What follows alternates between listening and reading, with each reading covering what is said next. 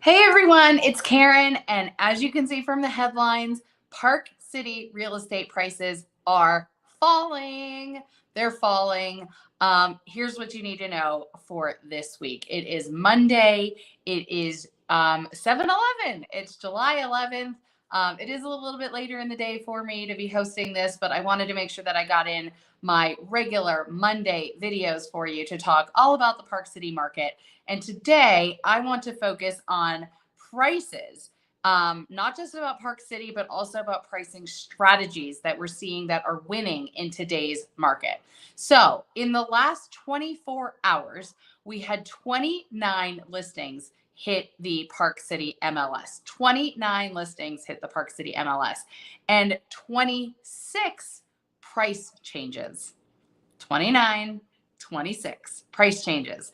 And that's kind of a big deal, right? And just so you have a little bit of context, 18 went pending. So that's actually a pretty decent ratio there, showing that there are still deals happening here, that buyers are still buying, and hopefully that sellers are actually listening to what the market is saying. Anecdotally, I took out a client last week, budget up to about $4 million. And I showed a home one day, listed at 3.8. And the next day, the agent called me and said, we're dropping it to 3.55. So as you can imagine, my buyers in the car with me when I got that call said, "Oh my God, like the market is shifting before our eyes. They were only here for 3 days. So they saw the impact of whatever's happening right now in the world impacting the pricing here in Park City. So now more than ever, pricing really matters. This is not the time to be testing out a price. It takes a lot of strategy. And I come from New York City, where we have, thankfully, for better or for worse, been through markets like this. And that moment in time when buyers are kind of like fed up, they don't want to pay the list price. They don't want to pay over the list price. In New York, we were there in like 2015, 16. And I remember working with one buyer who made an offer of $100,000 over the ask price.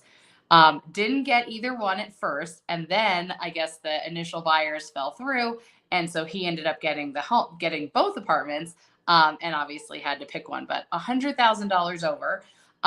That does not last for forever. And that's exactly what we're going through right now, where buyers are saying, put on the brakes. I've had enough. Now it's going to cost me more money. The rates are going up. I don't want to pay those prices. And yet sellers are still thinking that we're, in Q1 or even last year, where we were seeing much higher numbers going overnight, if not in hours. So I just wanted to go over some strategies on pricing. So number one, it's important to know the value of the homes in the area. We have to remember that when you're selling a home, we as the list agents actually have to sell it 3 times. We have to sell it to the buyer, the buyer's agent, and the appraiser if they're getting financing. So that would be the bank as well. So if the buyer's agent is not believing in the price, then it'll be really hard for them to sell that to their buyer. So you need to know the value of the homes in your area, both what has sold and what is actively on the market. Right now, we're not really looking at comps for what's sold. We have to look at what your home is up against because there is more inventory. Number two is the condition of the home. In a market like this, where there's more inventory hitting, the condition of the home matters because buyers have other options. So they can look in other areas. They can look in that area, that specific area. In fact, today I was looking at a neighborhood in Salt Lake City, and we went from, I think, like at the time when we started talking about pricing, there were like 5,000 listings in Salt Lake, and now there are over 8,000. So the condition of the home really does matter now because most buyers will not want to do work to it. So that matters. Where prices are headed. Right now, what we see is prices are starting to decelerate in their increase in value, right? So I'm not saying that prices are dropping, but they're decelerating in terms of value. So they're still going up, but price adjustments are more common right now, which is why I gave this video the title of Prices Are Dropping in Park City. And the last thing that we have to consider is the current buyer demand. So in 2020, we obviously had really, really high demand, obviously spurred by a pandemic, incredibly different stimulation, if you will, than the Great Recession, right? So back then, obviously, we were in a very different position than we are now. Prices continue to go up, and even with the dip in 2020 at the beginning of COVID, we went more like a Nike sign, like a swoosh. The market's just going to go straight up, and that was predicted in March actually, and in April of 2020. So nobody's predicting that we're going to go through the same thing now, whether there is a recession or not. It is unlikely that prices will go down very far, right? Price adjustments should go up, but pricing and values of homes should not go down. So let me talk quickly about 3 strategies when it comes to pricing. So pricing under the market value. Obviously, as a seller, you really get to decide whether you want to price it at the market, under the market, or below the market.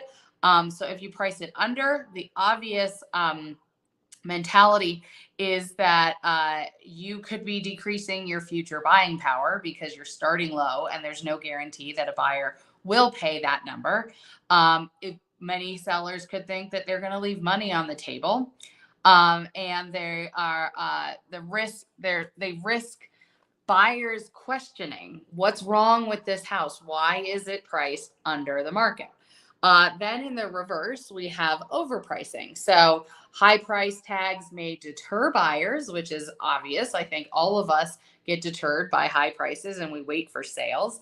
If the home is likely to sit on the market longer, that seems pretty obvious, right? With buyers who have more options. I'm certainly seeing that where buyers, even with that price drop that I mentioned earlier, they're still questioning whether it will continue to go down. And if there continue to be no offers, even at that price, then most likely it will have to come down again, which leads me to the next point, which is that you may need to drop the price, which could also raise red flags for buyers.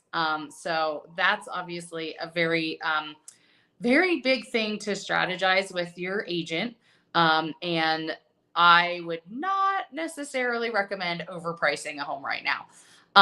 And what happens when we price it at the market value? So you are most likely to get an offer at or above the list price. A fair price helps to boost interest in the home. So if a buyer sees that you're either slightly under or at the market, they see that as like you're being fair, and therefore they feel like you would be fair to negotiate with. And obviously, we also believe that the home is likely to sell quicker if it is listed at market value. So that's a little bit about pricing. Again, in Park City, and I think across the nation, we're actually seeing homes sitting on the market a little bit longer. We are seeing more price adjustments. And that is honestly, these price adjustments, that's a good sign. That means that we are not, it seems like, and after doing this cycle, this transitioning cycle for so many cycles, the quicker the sellers are to adjust things, the quicker we get out of these, the quicker we find, like if sellers' expectations are here and buyers' expectations are here, the quicker we can get them to see eye to eye, or to at least feel that they are eye to eye, the more likely we are to get back to a more stable market. It's not ideal to be in the market that we were in, where things were selling within days. In fact, I'm going to be doing a market report later, but like days on market, I think I was just looking in my current area, is only 6 days. And like, yeah, that might be like 10% higher than last month. So like, what does that mean? Like it's taking an extra day. But I actually did some research and searched back a few years ago, and the average was 42 days on market. So 6 days on market, 42 days on market, a very big difference there.